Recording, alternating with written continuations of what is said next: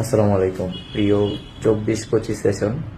তোমরা যেই সমস্যায় ভুক্তভোগী, ঠিক সেম সমস্যায় কিছুদিন আগে আমি ভুক্তভোগী ছিলাম।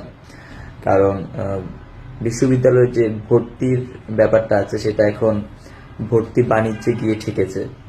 তো পাশাপাশি এখন দেখা যাচ্ছে যে গুচ্ছের অন্তর্ভুক্ত যেই বিশ্ববিদ্যালয়গুলো আছে সেগুলাও গুচ্ছ থেকে বের হয়ে যাচ্ছে। এবং প্রত্যেকটারই দেখা যাচ্ছে ভর্তি ফি হচ্ছে, মানে আবেদন ফি, ভর্তির জন্য আবেদন ফি 1,000 টাকারও বেশি। পাশাপাশি যাতায়াত খরচ, তারপর ওখানে গিয়ে থাকা, পরীক্ষা দেওয়া, এটা একটা বিশাল ব্যাপার। কারণ সবার পক্ষে সেই খরচটা বহন করা সম্ভব হয় না। কেননা দেখা যায় যে আমরা যারা মধ্যবিত্ত বা নিম্ন মধ্যবিত্ত পরিবারের আছি, আমাদের পক্ষে এত কস্ট বহন করে গিয়ে পাবলিক বিশ্ববিদ্যালয়ে পরীক্ষা দেওয়া সবকিছু পসিবল হয় না।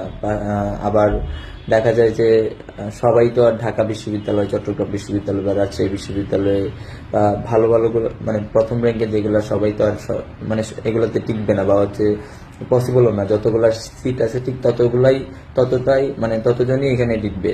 তো সেই জন্য অন্যান্য যে বিশ্ববিদ্যালয়গুলো আছে সেগুলোতেও আমরা ভর্তি দিয়ে থাকি। কিন্তু এবার দেখা যাচ্ছে যে গুচ্ছ থেকে অনেক বিশ্ববিদ্যালয় বের হয়ে যাচ্ছে। পাশাপাশি আবেদন ফিটা এত বেশি হয়ে যাচ্ছে যেটা মানে কারো পক্ষেই বহন করাটা এত সহজ ব্যাপার না।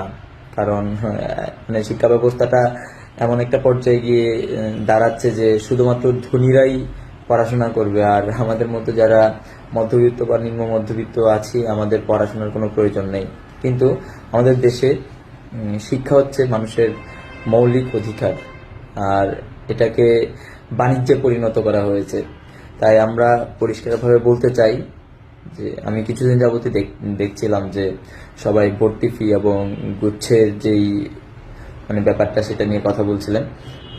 তো আমাদের জায়গা থেকে আমরা পরিষ্কারভাবে বলতে চাই যে এই সেশন থেকেই যে ভর্তি পরীক্ষার জন্য আবেদন ফি সেটা কমাইতে হবে। পাশাপাশি গুচ্ছের যেই পদ্ধতিটা ছিল, গুচ্ছের ঠিক সেম পদ্ধতিটা ভালো রাখতে হবে। ধন্যবাদ সবাইকে। আশা রাখি খুব শীঘ্রই আমরা এই সমস্যার সমাধান পাবো।